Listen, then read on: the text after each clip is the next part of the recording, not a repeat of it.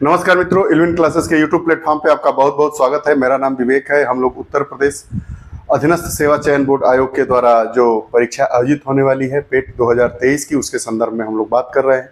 उत्तर प्रदेश विशेष से भी प्रश्न पूछे जाते हैं, तो उत्तर प्रदेश विशेष के करंट अफेयर्स की 2 कक्षाएं होंगी, जिसमें हम पूरे उत्तर प्रदेश के सभी 6 माह तक के करंट अफेयर्स, 6-7 माह के करंट अफेयर्स, उसके बाद जो महत्वपूर्ण करंट अफेयर्स उत्तर प्रदेश से जुड़े होंगे उनको हम लेकर आए हैं। आज की हमारी पहली कक्षा है उत्तर प्रदेश करंट अफेयर्स 1 जनवरी 2023 से 15 सितंबर 2023 तक इसमें बातें हो गई हैं। उसके बाद एक और हमारी उत्तर प्रदेश विशेष करंट अफेयर्स की कक्षा होगी। उत्तर प्रदेश विशेष पहला हमारा आज का टॉपिक है गोपाल दास नीरज स्मृति पुरस्कार किसे मिला है।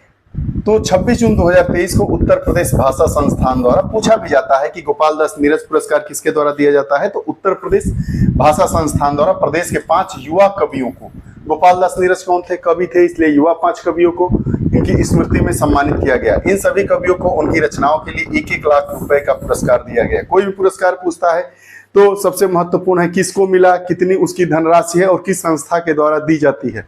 ठीक है, गोपाल दास स्मृति नीरज पुरस्कार सम्मानित कवि है, उनकी रचनाएं पंजक प्रसून ये हैं, इनको मिला है। तब गीतों ने साथ निभाया, तब गीतों ने साथ निभाया, पंजक प्रसून को मिला है।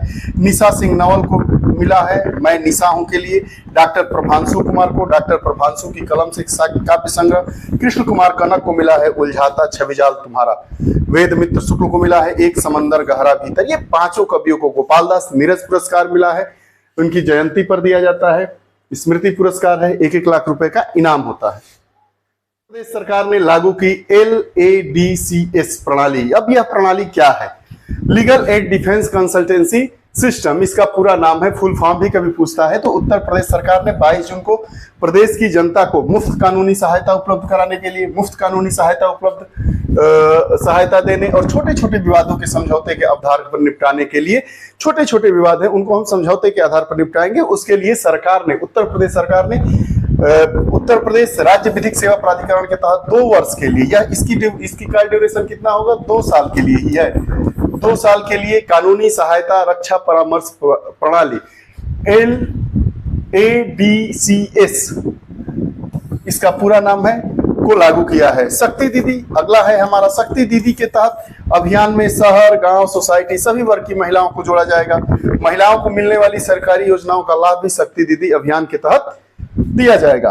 पूरा टॉपिक है, ये बहुत ही महत्वपूर्ण है परीक्षा की दृष्टि से। इसका एक-एक शब्द महत्वपूर्ण है। उत्तर प्रदेश बना भारत का शीर्ष चीनी उत्पादक राज्य। उत्पादन में पूछा जाता है कि चीनी उत्पादन में उत्तर प्रदेश का कौन सा स्थान है। तो उत्तर प्रदेश का चीनी उत्पादन में पहला स्थान है। उत्तर प्रदेश एक बार फिर बना शीर्ष चीनी उत्पादक राज्य बन गया है। चीनी उत्पादक में उत्तर प्रदेश ने महाराष्ट्र को पीछे छोड़ा। इसके पहले कौन था? महाराष्ट्र था। उसके अब कौन हो गया है? भारत। उत्तर प्रदेश 2022 में महाराष्ट्र चीनी उत्पादन में उत्तर प्रदेश को पीछे छोड़ भारत का शीर्ष चीनी उत्पादक राज्य बना है। अब वर्ष 2021-22 में महाराष्ट्र द्वारा 138 लाख टन चीनी का उत्पादन किया गया था, जबकि उत्तर प्रदेश द्वारा 105 लाख टन चीनी का उत्पादन किया गया था। वर्तमान सत्र 2022-23 में उत्तर प्रदेश में कुल 129 लाख टन चीनी का उत्पादन हुआ है, जबकि महाराष्ट्र में 105.3। मतलब 2022-23 में उत्तर प्रदेश 1 नंबर का चीनी उत्पादक राज्य हुआ है। हालांकि जब महाराष्ट्र 1 नंबर पे था 2021-22 में, तो उसका चीनी का उत्पादन यूपी के चीनी के उत्पादन से कम था। लेकिन इस समय जो 2022-23 का आंकड़ा आया है उसमें महाराष्ट्र दूसरे नंबर पर हो गया है। महाराष्ट्र का चीनी का उत्पादन उत्तर प्रदेश के चीनी के उत्पादन से कम है। 57 चीनी मिले हैं, जिनमें 118 परिचालन में, जबकि महाराष्ट्र में 246 मिलों में से 210 परिचालन में है। अब देखिए, ग्रामीण बच्चों के लिए ऑनलाइन शिक्षा कार्यक्रम पहल क्या है? ग्रामीण बच्चों के लिए ऑनलाइन शिक्षा कार्यक्रम का नाम पहल दिया गया है। उत्तर प्रदेश सरकार ने 15 मई 2023 को राजकीय यूपी सैनिक इंटर कॉलेज लखनऊ में एक ऑनलाइन ग्रामीण शिक्षा कार्यक्रम पहल का शुभारंभ किया। इस पहल का शुभारंभ कहां हुआ है? लखनऊ में। लखनऊ में कहां? तो यूपी सैनिक इंटर कॉलेज में। यह कार्यक्रम माध्यमिक शिक्षा विभाग द्वारा IIT कानपुर के सहयोग से तैयार किया गया है। जो पहल कार्यक्रम है ऑनलाइन शिक्षा के लिए, ग्रामीण बच्चों की शिक्षा के लिए दिया गया है। ये IIT कानपुर और माध्यमिक शिक्षा के पहल से के सहयोग से इसको तैयार किया गया है। ग्रामीण क्षेत्रों के छात्र विज्ञान और गणित से जुड़ी नवीनतम जानकारी प्राप्त करेंगे। अब अगला हमारा आता है कि यूपी जो हमारा उत्तर प्रदेश है वो बच्चों के लिए डिजिटल हेल्थ कार्ड बनाने वाला पहला राज्य बन गया है। बच्चों के लिए डिजिटल हेल्थ कार्ड बनवाने वाला पहला राज्य कौन सा है? यूपी है। बच्चों के लिए डिजिटल हेल्थ कार्ड बनाने वाला उत्तर प्रदेश देश का पहला राज्य बन गया है। उत्तर प्रदेश सरकार ने 6 मई 2023 को प्रत्येक छात्र को गुणवत्तापूर्ण शिक्षा प्रदान करने के लिए किए नगरीय विकास विभाग और लखनऊ स्मार्ट सिटी के तहत स्कूल हेल्थ प्रोग्राम शुरू किया है। इस पायलट प्रोजेक्ट के तहत लखनऊ स्मार्ट सिटी द्वारा लखनऊ के 3 स्कूलों में स्कूल हेल्थ प्रोग्राम शुरू किया गया है। सीधी प्रश्न पूछा जाएगा। आइए इसको देखते हैं कि यूपी के 54 उत्पादों को मिला GI tag. GI tag geographical tag होता है। भारत के अनेक देसी उत्पाद अंतर्राष्ट्रीय स्तर पर अपनी पहचान बना रहे हैं। पहले से ही दुनिया भर में कुल उत्पादों को लोग काफी पसंद करते हैं। हालांकि विशेष स्थानों से संबंध रखने वाले उत्पादों को अब जीआई टैग भी दिया जाने लगा है। इससे उत्पादों को स्थानीय स्तर पर पहचान दिलाने में मदद मिलती है। जो जीआई टैग होता है उससे क्या मिलता है? स्थानीय जो वस्तुएं हैं उनको स्थानीय पहचान दिलाने में मदद मिलती है। इसी क्रम में चेन्नई स्थित भौगोलिक संकेतक रजिस्ट्री द्वारा, कहां से यह मिलता है जीआई टैग? चेन्नई में इसकी संस्था है, इसका नाम है भौगोलिक संकेतक रजिस्ट्री द्वारा अगस्त 2023 में उत्तर प्रदेश के 2 उत्पादों, कौन कौन से? आगरा का लेदर फुटवियर और तथा जलेसर के मेटल क्राफ्ट को, तथा जून 2023 में यूपी के 7 उत्पादों संभल हार्न क्राफ्ट, अमरोहा का ढोलक, महोबा का गौरा पत्थर, मैनपुरी की तारकसी, बागपत में होम फर्निशिंग, बाराबंकी का हैंडलूम, कालपी का हस्त निर्मित कागज को जीआई टैग प्रदान किया गया है। उसके बाद किस किस को कहां का है जीआई टैग? जो ढोलक है वो प्राकृतिक लकड़ी से बनती है। किस लकड़ी से बनती है? आम, कटहल और सागौन की लकड़ी से ढोलक बनाया जाता है। महोबा गौरा पत्थर हस्तशिल्प अद्वितीय और नरम पत्थर से बना शिल्प है, जिसे वैज्ञानिक रूप से पायरोफ्लाइट स्टोन के नाम से जाना जाता है। गौरा पत्थर का क्या नाम है? पायरोफ्लाइट स्टोन। मैनपुरी तारकसी लकड़ी पर पीतल के तार जड़ने का लोकप्रिय कला रूप, जिसका उपयोग खड़ाउस बनाने के लिए किया जाता है। संभल का हार्न शिल्प मृत जानवरों से प्राप्त कच्चे माल से बना हस्त निर्मित शिल्प होता है। मृत जानवर हार्न शिल्प। बागपत में होम फर्निशिंग, बागपत और मेरठ ने अपने असाधारण हथकरघा होम फर्निशिंग उत्पादों के लिए प्रसिद्धि प्राप्त की है और पीढ़ियों से सूती धागे का उपयोग करके कपड़े, जो बाराबंकी का है हथकरघा उत्पाद है, उसको जीआई टैग मिला है। और बाराबंकी इसके पड़ोसी क्षेत्र में लगभग 50,000 बुनकरों और 20,000 करघों का घर है। इससे पहले अप्रैल 2023 में उत्तर प्रदेश के 10 उत्पादों को जीआई टैग मिला था, जिनमें मशहूर बनारसी पान, बनारस का लंगड़ा आम, रामनगर भंटा, आदम चीनी चावल जैसे प्रमुख उत्पाद शामिल है। इस साल यूपी के कुल 20 उत्पादों को जीआई टैग मिल चुका है। इसके तहत राज्य के कुल 54 उत्पादों को अब तक जीआई टैग मिला है। पूछेगा कि 54 कितने राज्य को अब तक कितने जीआई टैग प्राप्त हुए हैं? तो 54। कब किसको मिला, कौन चीजें कहां से संबंधित है, कौन वस्तुएं कहां के लिए प्रसिद्ध है, उसको जीआई टैग मिलता है। जीआई टैग इसलिए दिया जाता है कि वहां की स्थानीय परंपरा है, स्थानीय कला है, उसका विकास होकर उसको लोग जान सके। नंद बाबा दुग्ध मिशन किस सरकार के द्वारा चलाया जा रहा है? तो उत्तर प्रदेश सरकार के द्वारा दुग्ध विकास और दुग्ध उत्पादन के क्षेत्र में अग्रणी राज्य बनाने के लिए इसका उद्देश्य है कि दुग्ध उत्पादन के क्षेत्र में अग्रणी राज्य बनाने के लिए यह नंद बाबा मिशन दुग्ध मिशन योजना चलाई जा रही है। 1000 करोड़ की लागत से नंद बाबा दुग्ध मिशन प्रारंभ किया गया, 1000 करोड़ रुपए की लागत से। इस योजना का उद्देश्य दुग्ध उत्पादकों को गांव में ही डेयरी सहकारी समितियों के माध्यम से उचित मूल्य पर दूध की बिक्री की सुविधा प्रदान करना है। गोमती नगर में नंद बाबा दुग्ध मिशन का कार्यालय खोलने के साथ ही एक डेयरी विकास पोर्टल और नंद बाबा मिशन के लोगों का भी अनावरण किया गया। अगला क्या है? भारत के पहले वैदिक थीम वाले पार्क का नोएडा में अनावरण। पूछेगा कि भारत का पहला वैदिक थीम वाला पार्क कहां बना है? नोएडा में सेक्टर 78 जनता के लिए खोल दिया गया है, जिसका उद्घाटन योगी जी ने किया 4 जुलाई को। इस पार्क को वेदवन पार्क के नाम से जाना जाता है। इसमें लेजर शो, दीवार पेंटिंग और मूर्तियों के माध्यम से 4 वैदिक साहित्य के अंश, 4 वेद कौन से हैं? ऋग्वेद, अथर्ववेद, यजुर्वेद और सामवेद के अंशों को भी उजागर किया गया है। यह स्थान बरगद, कल्पवृक्ष, नारियल जैसे 50,000 से अधिक पौधों का घर है, जिनका उल्लेख वैदिक साहित्य में किया गया है। जिन जिन पौधों का उल्लेख वैदिक साहित्य में किया गया है उन पौधों को वहां लगाया गया है। ऐसे 50,000 पौधों को लगाया गया है। ऐसे ही भारत के पहले वैदिक थीम वाले पार्क का नोएडा में अनावरण किया गया है, नोएडा के सेक्टर 78 में, जो उत्तर प्रदेश का पहला वैदिक पार्क है, नहीं भारत का भी है।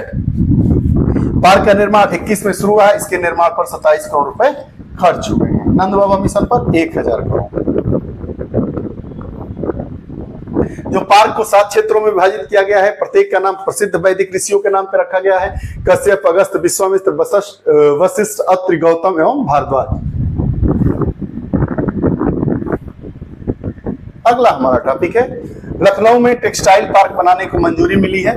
लखनऊ हरदोई सीमा पर 1000 एकड़ से अधिक जमीन पर पीपीपी मॉडल मतलब प्राइवेट पार्टनरशिप मॉडल के तहत मेगा टेक्सटाइल पार्क स्थापित किया जाएगा। 17 मार्च 2023 को केंद्र सरकार की मंजूरी मिली है। इसमें संत कबीर नगर पीएम मित्र टेक्सटाइल और अपैरल पार्क लिमिटेड के नाम से यूपी में स्थापित होने वाला मेगा टेक्सटाइल पार्क भी शामिल है।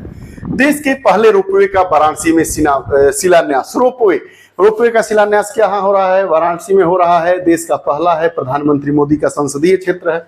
वाराणसी में देश के पहले पब्लिक रोपवे नेटवर्क की आधारशिला रखी। इस रोपवे के निर्माण से जनता को ट्रैफिक समस्याओं से मुक्ति मिलेगी।